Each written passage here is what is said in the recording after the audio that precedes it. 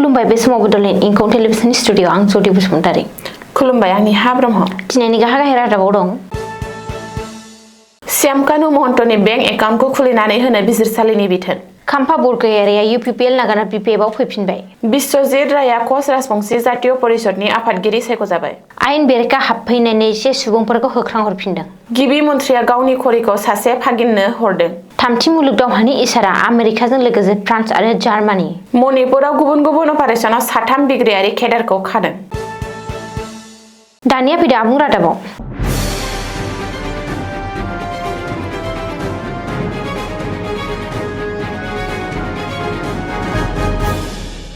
जुबिन गार्ग बुथारनाय जाथायनि सायाव बिजिरसालिया दिनै फिन हियारिं होयो।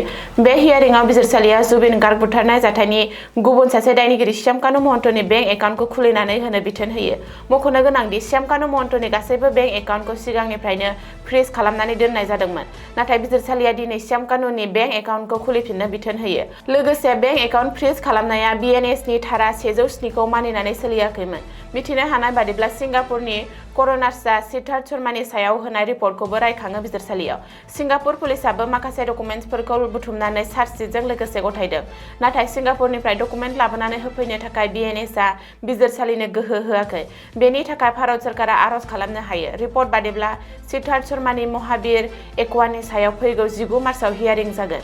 19 मार्चखालि जुबिन गार्गखौ बुथारनाय केसनिबो हियारिं दं। बड'लेण्डनि राजखान्थियाव गेदेर दोहौ। बिधानसभा बिसायख'थिनि सिगां बड'लेण्डआव राजखान्थियारि गेदेर सोलाय सोल' जानायखौ नुनो मोन्दों आरो प्रमद बर' दैदेननाय UPPL दोलोनि गेदेर खहा जादों। मख'नो गोनांदि UPPL दैदेनगिरि आरो BTCनि MCLA खाम्फा बरगयारिया UPPL दोलोखौ नागारनानै BPFआव हाबफैफिनबाय। रबिबारखालि UPPL दोलोखौ नागारनायनि लाइजाम होनानै दिनै BPFआव हाबफैदों खाम्फा बरगयारिया। चिरां जिल्लानि सदर काजलगावआव खुंनाय BPF दोलोनि दिसपुर सल' जात्रानि हाबाफारियाव BPFनि आफादगिरि आरो BTCनि गाहाय मावफुं सोद्रोमा हाग्रामा महिलारिनि नुजाथिनायाव खाम्फा बरगयारिया BPFआव आखाइ हमफिनो। बेखौबो मख'नो नांगोन दि BTC बिसायख'थिनि सिगां BPF नागारनानै UPPLआव हाबफैदोंमोन खाम्फा बरगयारिया आरो मोननै मासियाव बिसायख'थि गेलेनानै मोनसे मासियाव UPPLनिफ्राय MCLA महरै सायख'जादोंमोन। बेनि उनाव खाम्फा बरगयारिखौ प्रमद बर'आ हेंथा दोलोनि दैदेनगिरि महरै थिसनदोंमोन। नाथाय UPPLआव गोबाव थायासै। आसाम बिधानसभा बिसायख'थिनि सिगां खाम्फा UPPLखौ नागारना BPFनि न'खराव फैफिनो। खाम्फा बरगयारिनि अनगायैबो UPPLनि गोबांसा दैदेनगिरिफोरा दिनै BPF दोलोआव हाबदों। बारग' BTCनि चिफ प्रमद बर'नि OST डक्टर सांग्रां ब्रह्म आरो UPPL दोलोनि गायसनगिरि गाहाय नेहाथारि मावथि ब्रह्म हाज'वारियाबो दिनै काजलगाव BPFनि माला गानो आरो मावख'आरि महरै BPFआव हाबो। बिश्वजित रायआ कच राजबंशी जातीय परिषद सुंद'यै KRJPनि आफादगिरि सायख'जाबाय। कच राजबंशी जातीय परिषदनि मिरु कमिटिया काजलगाव प्रेस क्लाबआव खौरांगिरि मेल खुंनानै आख्रासुनि बारग' आफादगिरि बिश्वजित रायखौ कच राजबंशी जातीय परिषदनि आफादगिरि महरै सायख'यो। बिश्वजित रायजों लोगोसे जगन्नाथ रायखौ कच राजबंशी जातीय परिषदनि मावफुं आफादगिरि, धनजित राय आरो गौरां रायखौ नांजाबफा गाहाय नेहाथारि महरै सायख'नाय जायो।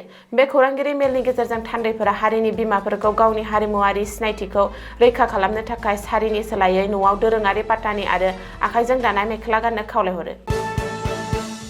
श्रीभूमि पुलिसआ हर गेजेराव खालामनाय अपारेसनाव आयेन बेरेखायै हाबफैनाय गासै सा 21 सोद्रोमाफोरखौ गावसोरनि हादोराव फिन दैथायहरफिनदों होननानै 1 मार्चखालि गिबि मन्थ्रि हिमन्त बिश्व शर्माया बुंदों। मिथिनो हानाय बायदिब्ला जिल्ला पुलिसनि सांग्रांथि आरो गोख्रै खामानि मावनायनि जाहोनाव हरनि 12:30 रिंगासोआव अपारेसन खालामना गासैबो सोद्रोमाफोरखौ हमनो मोनो। बेनि उनावनो पुलिस हान्जाया आयेन बेरेखा हाबफैनाय सोद्रोमाफोरखौ फिन गावसोरनि हादोराव दैथायहरफिननाय जायो। बे जाथायखौ गिबि मन्थ्रि शर्माया समाजारि बिजों Xनि गेजेरजों फोसावदों। पुलिसआ फोरमायनाय बायदिब्ला अपारेसनाव हमजानाय सोद्रोमाफोरनि नांगौ जानाय फोरमानलाइ आरो नायबिजिरनायनि उनाव बिसोरखौ गावनि हादोरसिम दैथायहरफिननाय जादोंमोन। बे खामानिया रायजोनिफ्राय आयेन बेरेखायै हाबफैनाय सुबुंफोरखौ सिनायथिनानै होखारनो थाखाय सोलिबाय थानाय नाजानायनि मोनसे बाहागो। बेनि अनगायैबो आसाम सोरखारा आयेन बेरेखायै हाबफैनाय सुबुंफोरनि बेरेखायै गोख्रों राहा लानाय जागोन होननानै गले-गले बुंबोनाय थादों। जन आशीर्बाद जात्रायाव दानगिरि कर्णनि महराव नुनो मोन्दों गिबि मन्थ्रि डक्टर हिमन्त बिश्व शर्माखौ। BJPनि जन आशीर्बाद जात्रानि 3थि सानाव दिनै गहपुराव दान होगिरि महरै गिबि मन्थ्रिखौ नुनो मोन्दों। लांदां गारियाव गाखोना थांनाय गिबि मन्थ्रिखौ नुनानै माखासे भागिनफोरा साखाथियाव थांदोंमोन आरो गिबि मन्थ्रिया गाननाय आखाइनि घड़ीखौ बिदोंमोन। बे समावनो जेबो गोनो गोथो खालामालासे गिबि मन्थ्रि डक्टर हिमन्त बिश्व शर्माया गावनि आखाइयाव गाननाय घड़ीखौ खुलिनानै सासे भागिननि आखाइयाव गथायो। बिमाइनिफ्राय घड़ी मोननानै रंजाखाङो लाइमोना। मिथिनो हानाय बादिब्ला गिबि मन्थ्रिनि घड़ीनि बेसेना खमैबो 20,000 रां जागोन। पाटेक फिलिप कम्पानिनि घड़ीखौ गिबि मन्थ्रिनि आखायाव नुनो मोननाय जायोमोन। गावनि आखाइनि घड़ीखौ हरनानै गिबि मन्थ्रिया गाव भागिनफोरखौ अननाय मोजां मोननायखौ दिन्थिदों। रिपर्ट बादिब्ला थामथि साननि दिनैनि जन आशीर्बाद जात्राया गहपुरनिफ्राय जागायो आरो नावबैसायाव जोबहैगोन। दिनैनि जात्राया गहपुर, बिहपुरिया, रंगान्दी आरो नावबैसाखौ लाफागोन। बुहुमनि माखासे हादरफोरा आमेरिका आरो इजराइलाव इराननि सायाव गाग्लोबनाय आरो बेनि जुनै सोमजिनाय थासारिखौ लानानै जिंगा सिदों, जाय जाथाया थामथि मुलुग दावहानि थासारिजों गोरोबो। गुबुन फारसेथिं रासिया सिगांनिफ्रायनो बे गाग्लोबनायनि थाखाय आमेरिकाखौ गोख्रों रावजों सोंखारिदों। बेजों लोगोसे इउरपनि मोननै गोहोगोरा हादरा मोनसे बिबुंथिनि गेजेरजों आमेरिकाखौ हेफाजाब होदों होनना फोरमायथिदों।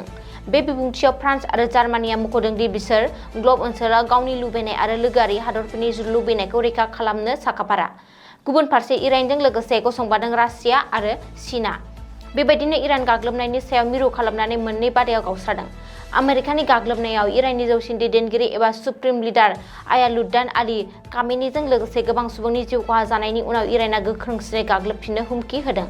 आथिखालाव मिडल इस्टआव थामथि मुलुग दावहा बायदि थासारिजों मोगा-मोगि जागासिनो दं। आमेरिकाया मोननै गोहोगोरा इउर'पियान हादर फ्रान्स आरो जार्मानिजों लोगोसे इरानखौ सांग्रांथि होनो थाखाय जथाय बिबुंथि फोसावनायनि उनाव इरानखौ हेफाजाब होग्रा हादरफोरा लानाय थांखिया इयुनावबो नोजोर होथावना जागोन। मणिपुरनि इम्फल सानजा थौबल आरो इम्फल सोनाब जिल्लानि गुबुन गुबुन जायगायाव अपारेशन खालामना रैखाथि हान्जाया 3 बिग्रायारि केडारखौ खानो हायो होननानै रबिबारखालि फोरमायदों। मिथिनो हानाय बादिब्ला 1 मार्चखालि अपारेशन खालामना प्रिपक हान्जाया सासे मावथि सोद्रोमा खुन्द्रकपाम अनिल कुमार सिंह उर्फे मांग्लाप्पाखौ इम्फल सानजा जिल्लानि लामलाय पुलिस थानानि सिङाव थानाय फांगुं आवां लेकाइनिफ्राय हमनाय जायो।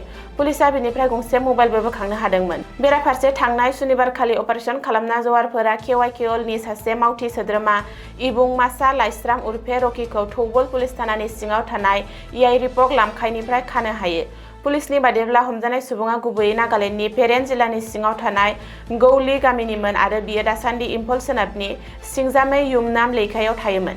बे एखे सानखालिनो रैखाथि हान्जाफोरा प्रिपक प्र केडार खैडेम नरेन्द्र सिंह उर्फे अंगुखौ इम्फाल सोनाब जिल्लानि वांगाई पुलिस थानानि सिङाव थानाय खैडेम लेकायाव थानाय गावनि न'निफ्राय खायो। पुलिसआ बिनिफ्राय गंसे मेगजिनजों लोगोसे गंसे 9mm पिस्तल, 9mm गुलिनि 4 राउन्ड आरो सिम कार्डजों लोगोसे गंसे मबाइल फन बोखांनो हायो। पुलिसआ बे जाथायनि सायाव फोरमायथिनि थाखाय आरोबाव गोख्रैयै नायबिजिरगासिनो दं।